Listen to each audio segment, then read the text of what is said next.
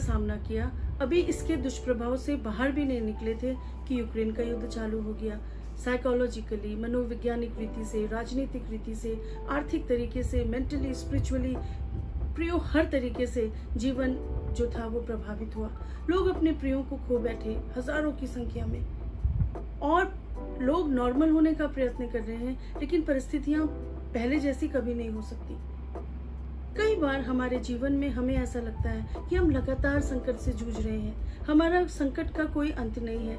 यदि आप वो व्यक्ति हैं तो क्या परमेश्वर का वचन आपको कुछ कहना चाहता है? आइए कलाम से देखते हैं। खुदा के कलाम के साथ एक बार फिर से आपको पास्टर ऐना का सलाम। प्रियो, एलिया का जीवन मुझे बहुत प्रभावित करता है, मुझे बहुत हियाव देता है।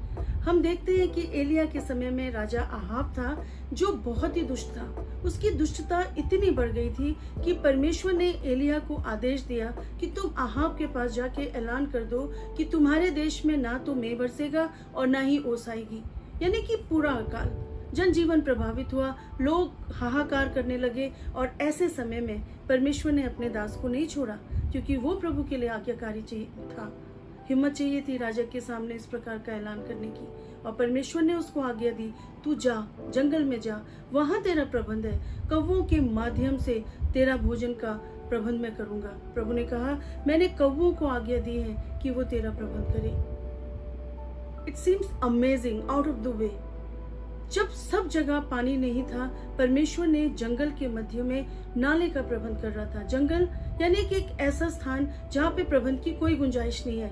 आप शहर में रहते हैं तो आपके लिए अपना प्रबंध करना आसान हो जाता है, लेकिन जंगल में प्रबंध की कोई गुंजाइश नहीं थी। लेकिन यहाँ पे परमेश्वर एलिया के लिए कौवों के माध्यम से खाना और जंगल में नाले के माध्यम से पानी का प्रबंध कर रहा था। और एक दिन नाला सूख गया, परिस्थितियां फिर से बिगड़ने लगी। अब परमेश्वर ने उसको आज्ञा दी, तू जा एक विधवा के पास, वो विधवा जिसके पास आखिरी रोटी बची है, वो विधवा जिसके कुप्पी में थोड़ा सा तेल है। साधारण लोग तो यही बोलेंगे कि उसके पास ही नहीं है तो वो दूसरों को क्या खिलाएगी, लेकिन परमेश्वर उसके जीवन में आज्ञाकारिता को देखना चाहता था।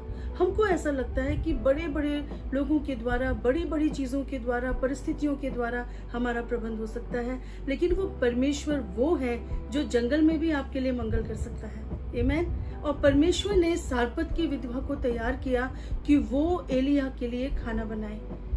प्रियो, एक अजीब सी बात है, जब एलिया ने परमेश्वर की आज्ञा मानी तो कौवे जो प्रभु के आज्ञा नहीं जानते थे वो भी आज्ञा मानने लगे।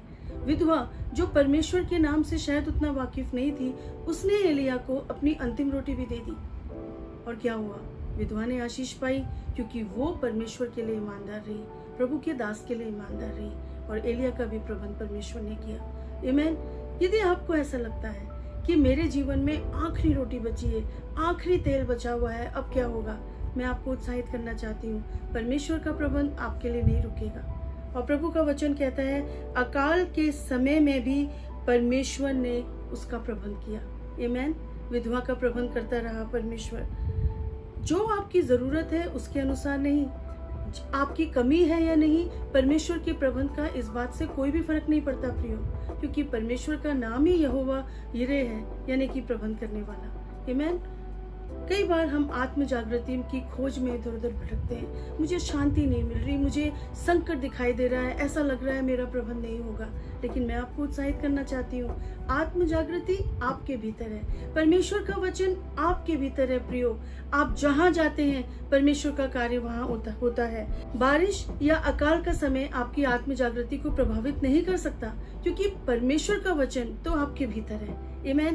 तो क्या आप मेरे साथ कहेंगे, आत्म जागृति मेरे भीतर है, मैं जागृति में जीती हूँ, जहाँ मैं जाती हूँ वहाँ आत्म जागृति आ जाती है। परमेश्वर इस वचन के द्वारा आपको जागृत करे कि परमेश्वर कभी भी आपको छोड़ने वाला परमेश्वर नहीं है।